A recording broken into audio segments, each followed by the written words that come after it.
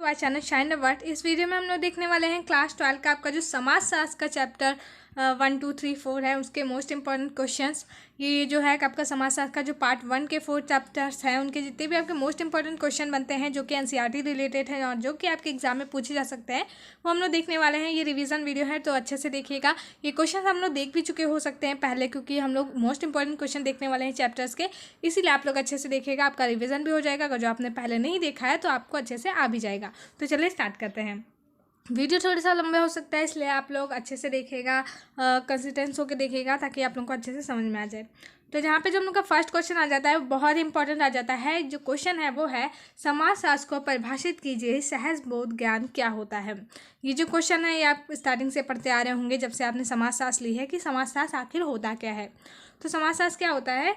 समाजशास्त्र जो है समाज की घटनाओं, पारिस्थितिक तथा उसके स्वरूप के बारे में जानकारी प्राप्त करना ही समाजशास्त्र कहलाता है। बल्कि जो हमारे समाज, हमारे वातावरण में जो भी घटनाएं प्रचलित हो रही हैं, वहाँ पे जो भी क्रियाकलाप हो रहे हैं उनके बारे में जो भी जानकारी हम प्राप्त करते हैं वही हमारा क्या कहलाता है? समाजशास्त्र कहलाता है। समाजशास्त्र के व्यवस्थित वैज्ञानिक अध्ययन पर आधारित होता है। जो समाजशास्त्र होता है वो एक व्यवस्थित वैज्ञानिक अध्ययन पर आधारित होता है, मतलब कि एक उसमें जो है एकदम क्रमबद्ध अध्ययन कराया जाता है। उसके बाद हम लोग देखेंगे सहज बोध क्या होता है।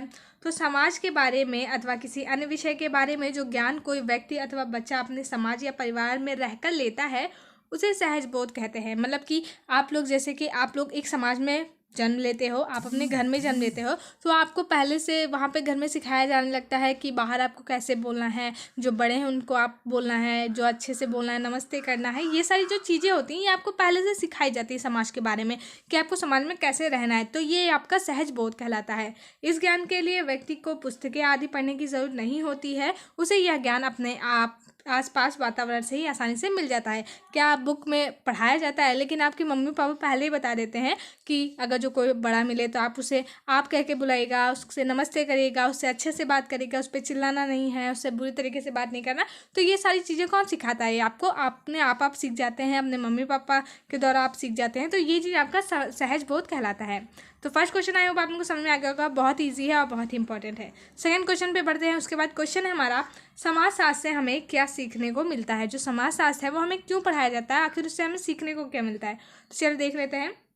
समाजशास्त्र के द्वारा हम यह सीखते हैं कि विश्व को सिर्फ हमारे अपने दृष्टिकोण के अतिरिक्त हमसे अलग लोगों के दृष्टिकोण से कैसे देखा जाए। मतलब क्या बताया जा रहा है कि जैसे कि हम जो चीज़ देखते हैं कोई ज़रूरी नहीं कि दूसरा व्यक्ति भी वही चीज़ सेम देख रहा हो, मतलब कि जिस दृष्टि से हम देखते हैं। जैसे कि आप एक समाज में रहते हैं तो वहाँ पर बहुत सारे लोग मिलजुल के रहते हैं, सब एक दूसरे की हेल्प करते हैं, सब बहुत अच्छे नेचर के हैं, लेकिन कोई ज़रूरी नहीं कि दूसरी जगह पे भी सेम ऐसा हो, है ना। तो ऐसा नहीं होता है। इसीलिए समाजशास्त्र हमें हर तरीके की, हर जगह के, हर इन्वायरमेंट, हर वातावरण के बारे में जानकारी प्रदान करता है कि यहाँ पे ऐसा कल्चर चल रहा है, यहाँ पे ऐसा कल्चर चल रहा है। तो ये चीज़ जो हमारा समाजशास्त्र के अंतर्गत आता है, इसमें भिन्न भिन्न पक्षपात तथा अधूरेपन से हम एक अहम सबक सीख सकते हैं। मानव समाज में सत्य की तरफ बढ़ना हो तो सबसे पहले हमें यह स्वीकारना होगा कि सत्य एक नहीं अनेक है। ये आपका ऑब्जेक्टिव में क्वेश्चन आ चुका है एक बार कि सत्य एक नहीं अनेक है, ये किसके द्वारा कहा गया है। तो इसको आप अच्छे से, सभी जो पॉइंट्स होते हैं ये अच्छे से देख लीजिएगा। तथा प्रत्येक सत्य अपने में अपूर्ण है, यानी एक ही विषय के कई दृष्टिकोण हो सकते हैं और सभी दृष्टिकोण सत्य भी हो सकते हैं। समाजशास्त्र के क्षेत्र में सत्य की बहुलता एक समस्या है, तो इसका समाधान है तुलना, विभिन्न लोगों के भिन्न भिन्न नज़रियों को आमने सामने रखना। ठीक है, आगे बढ़ते हैं। समाजशास्त्र की स्वाभाविक मुद्रा तुलनात्मक होती है। ये भी आपका ऑब्जेक्टिव क्वेश्चन में आ चुका है कि समाजशास्त्र की स्वाभाविक मुद्रा कैसी होती है या फिर समाजशास्त्र की स्वाभाविक मुद्रा होती है। तो वहाँ पे आपको बहुत सारे ऑप्शन होंगे, उसका आपका करेक्ट ऑप्शन क्या होगा? तुलनात्मक। जो समाजशास्त्र की स्वाभाविक मुद्रा होती है वो कैसी होती है? तुलनात्मक होती है। यह हमें सिखाता है कि हम दूसरों को किस तरह देख सकते हैं। भारतीय समाज तथा इसकी संरचना की समझ हमें एक सामाजिक नक्शा प्रदान करती है जिसे हम खुद के स्थान पर अथवा स्थिति का पता लगा सकते हैं। इससे हम खुद के स्थान अथवा स्थिति का पता लगा सकते हैं। इसमें हमें यह जानकारी मिलती है कि समाज में दूसरों के संबंध हमारी क्या स्थिति है। सामाजिक नक्शे में हम यह जानकारी हासिल करते हैं कि हम किस क्षेत्र विशेष अथवा भाषाई समुदाय से संबंधित है। हमारे माता पिता के व्यवसाय अथवा आर्थिक वर्ग की जानकारी भी हमें सामाजिक नक्शे से ही हासिल होती है। अतः समाजशास्त्र हमें समाज में पाए जाने वाले विभिन्न प्रकार के समूहों, उनके संबंधों के महत्व के बारे में बताता है। तो ये भी क्वेश्चन आई होप आप लोगों का क्लियर हो गया होगा। ये सारे क्वेश्चन हम लोग पहले देख चुके हैं, तो ये सिर्फ रिविजन के लिए है, इसलिए आप अच्छे से सुनिए, अच्छे से लर्न करिए, क्योंकि ये क्वेश्चन बहुत इंपॉर्टेंट होने वाले हैं।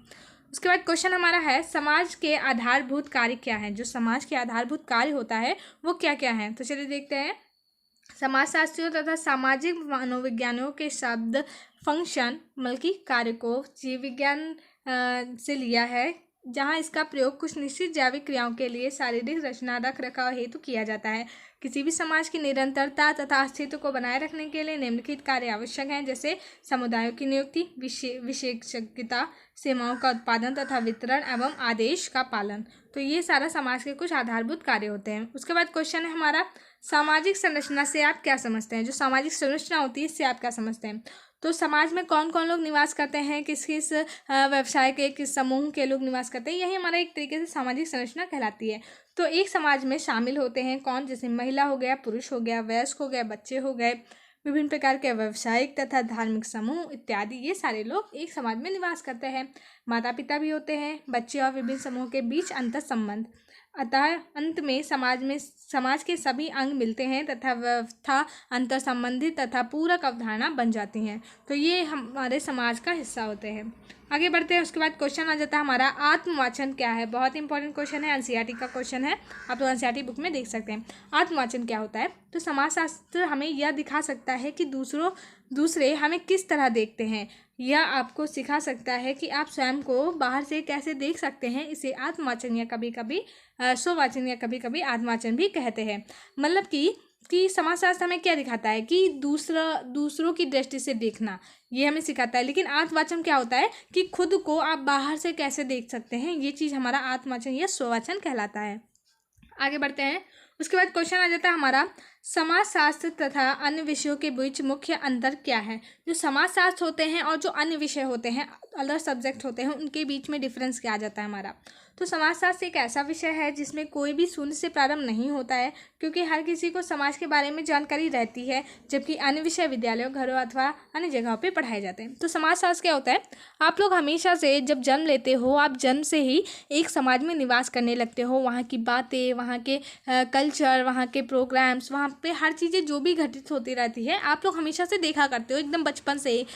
तो फिर आपको उसके बारे में थोड़ी बहुत नॉलेज होती है, मतलब कि थोड़ा बहुत उसके बारे में पता रहता है कि हाँ ये यहाँ पे हो रहा है, ये गार्डन है, ये कुछ है, तो ऐसे। लेकिन जैसे कि मैथ हो गया, साइंस हो गया, ये सारे सब्जेक्ट जब तक आप पढ़ते नहीं हो कहीं पर स्कूल में या फिर घर में, तब तक आपको उसके बारे में कुछ भी पता नहीं होता है। सेकेंड पॉइंट है, चूँकि जीवन के बढ़ते हुए क्रम में यह एक अभिन्न हिस्सा होता है, इसलिए समाज के बारे में किसी को जानकारी स्वतः स्फूर्ति अथवा स्वाभाविक रूप से प्राप्त हो जाती है। दूसरे विषयों के संबंध में छात्रों को इस प्रकार पूर्व ज्ञान की अपेक्षा नहीं होती है। तो ये समाज क्या है, समाज हमारे जीवन का एक अभिन्न हिस्सा है, हम इसे कभी अपने आप से अलग नहीं कर सकते। हम हमेशा समाज में ही जन्म लेते हैं और समाज में ही हमारी मृत्यु हो जाती है। तो ये हमारे जीवन का एक अटूट अभिन्न हिस्सा है। तो जो है इसके बारे में हमें स्वतः ही जानकारी मिलती रहती है। लेकिन जो अन्य विषय होते हैं, साइंस हो गया, मैथ हो गया, इंग्लिश हो गया, हिंदी हो गया, इन सब के बारे में हमें पूर्व जानकारी नहीं रहती है, उसमें हमें जानकारी प्राप्त करनी पड़ती है। इसका अर्थ यह हुआ कि हम उस समाज के विषय में बहुत कुछ जानते हैं जिसमें हम रहते हैं अथवा अंतर्क्रिया करते हैं। जहाँ तक दूसरे विषयों का संबंध है, इसमें छात्रों को पूर्व जानकारी नगण्य होती है।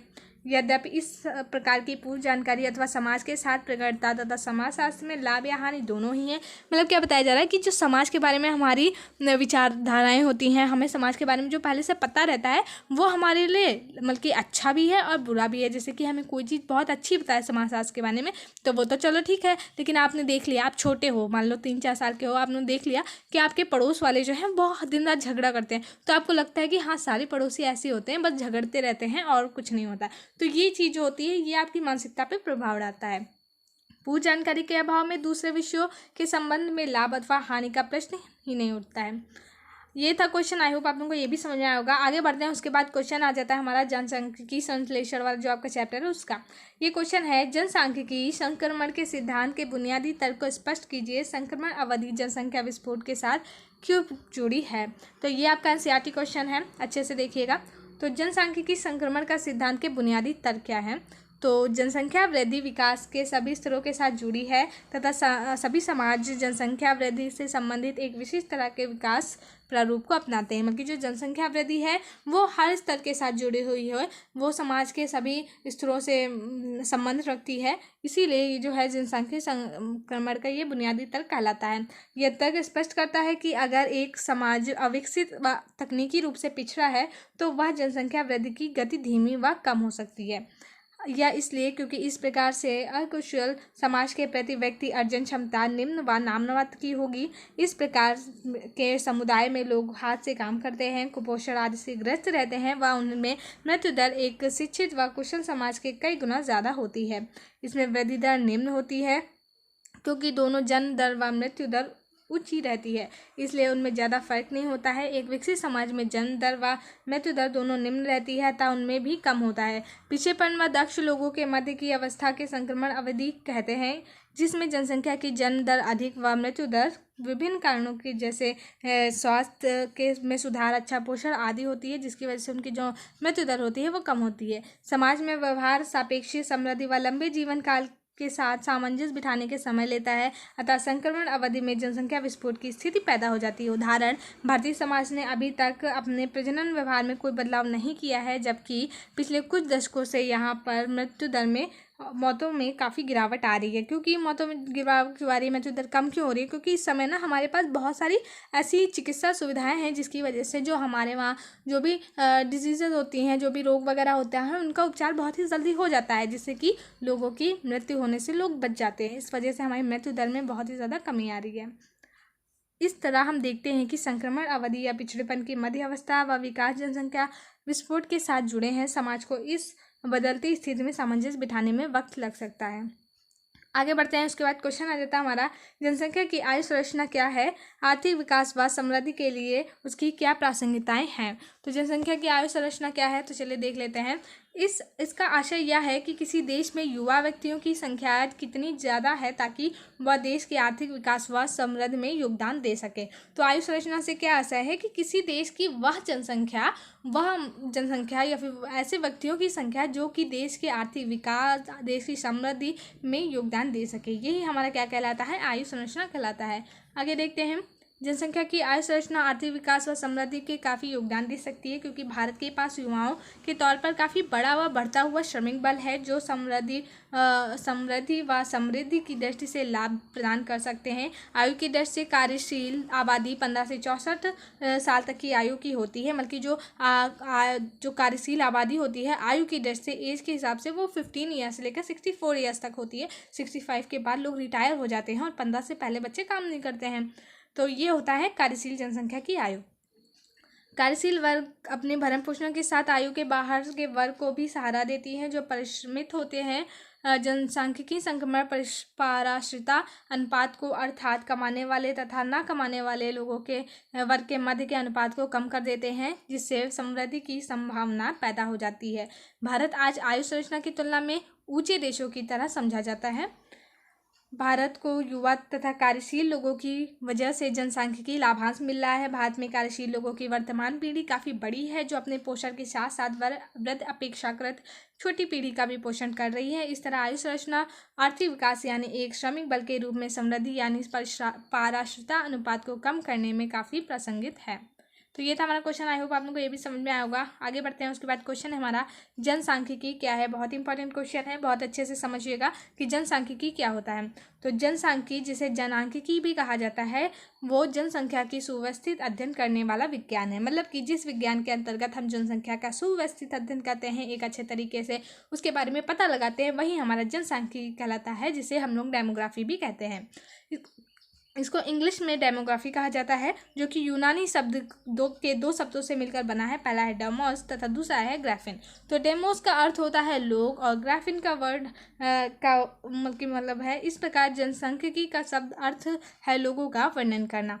इस विषय में के अंतर्गत जनसंख्या के संबंध में प्रवृत्तियां तथा प्रक्रियाओं का अध्ययन किया जाता है। इनमें जनसंख्या के आकार में परिवर्तन, जन्म एवं मृत्यु दर, प्रवसन के स्वरूप, जनसंख्या की संरचना एवं गठन अंतर्गत इसमें स्त्री पुरुष अनुपात, विभिन्न समूह एवं संप्रदायों के साक्षरता दर तथा विभिन्न आयु समूहों का अनुपात आदि प्रमुख हैं। सभी प्रकार के जनसांख्यिकी अध्ययन गणना या गिनती की प्रक्रियाओं पर आधारित रहता है। मतलब कि बेसिकली जो जनसांख्यिकी ये वो होता है जनसांख्यिकी, इसके अंतर्गत हमारी जनसंख्या के बारे में अध्ययन किया जाता है। फिर वो चाहे जन्म से आधारित हो, मृत्यु से हो, प्रवेशन से हो, जनसंख्या की संरचना, संगठन, स्त्री पुरुष अनुपात, विभिन्न समूहों एवं समुदायों के साक्षरता दर, ये सारा कुछ जो होता है हमारा जनसांख्यिकी के अंतर्गत अध्ययन किया जाता है। आई होप आपको ये भी समझ में आया होगा। उसके बाद क्वेश्चन आ जाता है हमारा पात्रवंश एवं मातृतंत्र में क्या अंतर है। तो देख लीजिए, ये बहुत इंपॉर्टेंट है। अध्ययनों से पता चलता है कि विभिन्न समाजों में किस प्रकार विविध प्रकार की परिवार पाए जाते हैं। आवास के नियम के अनुसार कुछ समाज विवाह व पारिवारिक प्रथाओं के मामलों में स्त्री स्थानिक व कुछ पति स्थानिक होते हैं। प्रथम स्थिति में नवविवाहित जोड़ा वधु के माता पिता के साथ रहता है व दूसरी स्थिति में माता पिता के साथ रहता है। बल्कि इसमें दो टाइप का बताया जा रहा है। जैसे कि शादी के बाद हमारे वहाँ अपने समाज में तो यही होता है कि जो लड़कियाँ होती हैं वही जाती हैं, लेकिन इसमें बताया जा रहा है दो टाइप के समाज होते हैं जहाँ पर कभी कभी लड़कियाँ अपने माता पिता के साथ रहती हैं तो कभी कभी वर अपने माता पिता के साथ रहते हैं। उत्तराधिकार के नियम के अनुसार मातृवंशी समाज में जायदाद माँ से पुत्र को प्राप्त होती है और पितृवंशी समाज में पिता से पुत्र को प्राप्त होती है। इसलिए आप सीधा सीधा अच्छे से समझिए, जो पितृवंशी समाज होता है वहाँ पे जो जायदाद होती है वो पिता के नाम पर होती है, पिता की सत्ता चलती है, वहाँ से पिता को पुत्र को प्राप्त होती है, वहाँ पे जो भी उनकी जायदाद वगैरह है। और जो मातृवंशी होते हैं इसमें बिल्कुल उल्टा होता है, यहाँ पे मातृ सत्ता चलती है, माता का कहना मानते हैं सब लोग, उनके पास जायदाद होती है और उनसे जो है ये पुत्र को प्राप्त होती है। आई होप आप लोगों को ये क्वेश्चन समझ में आ गया होगा। आगे देखते हैं, जो क्वेश्चन है हमारा वो है अदृश्य हाथ का क्या तात्पर्य है। जो अदृश्य हाथ होता है वो क्या होता है। तो आरंभिक दौर के राजनीतिक अर्थशास्त्रियों में एडम स्मिथ सबसे चर्चित थी। एडम स्मिथ को जो है अर्थशास्त्र का जनक माना जाता है। तो देख लेते हैं, तो जिन्होंने अपनी पुस्तक द वेल्थ ऑफ नेशंस में बाजार अर्थव्यवस्था को समझाने का प्रयत्न किया है। तो ये क्वेश्चन आपका बन जाता है कि वो वेल्थ ऑफ नेशंस किसकी पुस्तक है। तो आप क्या लिखेंगे, एडम स्मिथ जी की। उस समय अपने प्रारंभिक दौर में थी। स्मिथ का तर्क था कि बाजारी अर्थव्यवस्था व्यक्तियों के आदान प्रदान अथवा सौदे का एक लंबा क्रम है जो अपनी क्रमबद्धता की वजह से खुद ब खुद एक क्रियाशील व स्थित व्यवस्था की स्थापना करती है। यह तब भी होता था जब करोड़ों के लेन देन से सम्मिलित व्यक्तियों में कोई भी व्यक्ति इसकी स्थापना का इरादा नहीं रखता था। प्रत्येक व्यक्ति अपने लाभ को बढ़ाने के बारे में सोचता है, अतः ऐसा करते हुए वह जो भी करता है वह स्वतः ही समाज अथवा सभी के हित में होता है। इस तरह ऐसा लगता है कि कोई एक क्या लिखा है, कोई एक अदृश्य बल यहाँ पर कार्य करता है जो इन क्रियाओं के व्यक्तियों के लाभ की प्रवृत्ति समाज के लाभ में बदल देता है। इस बल को ही अदृश्य हाथ कहते हैं। मतलब कि क्या बताया जा रहा है कि कोई व्यक्ति होता है, आप एक नॉर्मल इंसान को रख लीजिए, तो जब वो कोई चीज़ खरीदता है या फिर बेचता है, जब वो कोई व्यापार करता है तो वो अपने लिए करता है, पर्सनली करता है कि मुझे लाभ हो रहा है, मैं कमा रहा हूँ। लेकिन होता क्या है बेसिकली कि जैसे कि वो जो कोई चीज़ खरीदता है, कोई चीज़ होलसेल में लेता है तो उसका जो टैक्स पड़ता है, उसकी बहुत सारी ऐसी चीज़ें होती है जिससे कि हमारे समाज को भी बहुत ही ज़्यादा फ़ायदा होता है। तो यही चीज़ जो मतलब कि इनडायरेक्टली जो हमारे समाज को फ़ायदा हो रहा है, यही जो एडम स्मिथ जी ने क्या बताया है, इसको अदृश्य हाथ बताया है। तो आई होप आप लोगों को समझ में आया होगा। इसके बाद क्वेश्चन है हमारा, प्रतिष्ठा का प्रतीक क्या है। तो प्रतिष्ठा का जो प्रतीक का नाम समाजशास्त्र के महान संस्थापक मैक्स वेबर के द्वारा दिया गया था। इनके अनुसार जो लोग वस्तु अथवा अन्य सामान खरीदते हैं व उपयोग करते हैं वह समाज में उनकी परिस्थिति से गहनता से जुड़ा होता है। उदाहरण, वे मध्यम वर्गीय परिवार जिनके पास कई कार का पुराना मॉडल है अथवा कई सेल फोन है, तो इसके माध्यम से उनकी सामाजिक आर्थिक परिस्थिति का अनुमान लगाया जा सकता है। वेबर का विचार था कि किस तरह लोगों की जीवन शैली के आधार पर उनके वर्गों अथवा सामूहिक से भिन्नता की जाती है। मतलब कि उनका जीवन शैली कैसे है, वो कैसे रह रहे हैं, उनके पास क्या क्या साधन है, वो कितने ज़्यादा कंफर्ट का यूज़ करें, कितने ज़्यादा कंफर्ट में रह रहे हैं, इससे जो है उनकी प्रतिष्ठा पता चलती है। ऐसा कुछ बताया जा रहा है। उसके बाद क्वेश्चन हमारा, भूमंडली के तहत कौन सी प्रक्रियाएं सम्मिलित है। तो भूमंडली के अंतर्गत अंतर्राष्ट्रीय स्तर पर वस्तुएं, पूंजी, समाचार व लोगों का संचालन व साथ ही प्रौद्योगिक, कंप्यूटर, दूरसंचार तथा परिवहन के क्षेत्र में व अन्य आधारभूत सुविधाओं का विकास जो इस संचालन को प्रगति प्रदान करता है शामिल है। ये बहुत इंपॉर्टेंट है, अच्छे से लर्न कर लीजिएगा। उसके बाद जो क्वेश्चन है हमारा, उदारीकरण से आप क्या समझते हैं। बहुत इंपॉर्टेंट है, बहुत ज़्यादा। उदारीकरण एक नीति है जिसके अंतर्गत कई कार्यक्रम शामिल होते हैं, जैसे सरकारी विभागों का निजीकरण, पूंजी, श्रम व व्यापार, सरकारी दखल कम कर देना आदि। तो ये होता है उदारीकरण। ठीक है, आई होप आप लोगों का ये सारे क्वेश्चन समझ में आए होंगे। बहुत ही इंपॉर्टेंट क्वेश्चन थे। तो वीडियो अच्छी लगी तो प्लीज़ से लाइक करिएगा। तो चलिए मिलते हैं मैं नेक्स्ट वीडियो में। वीडियो बहुत ही ज़्यादा बड़ी हो गई है। तो पूरा एंड तक देखिएगा, 2-3 बार में देखिएगा, आपको अच्छे से समझ में आ जाएंगे। सारे क्वेश्चन आपके लिए बहुत ही इंपॉर्टेंट है। तो वीडियो को लाइक करिएगा, चैनल को भी सब्सक्राइब कर दीजिएगा। Okay bye.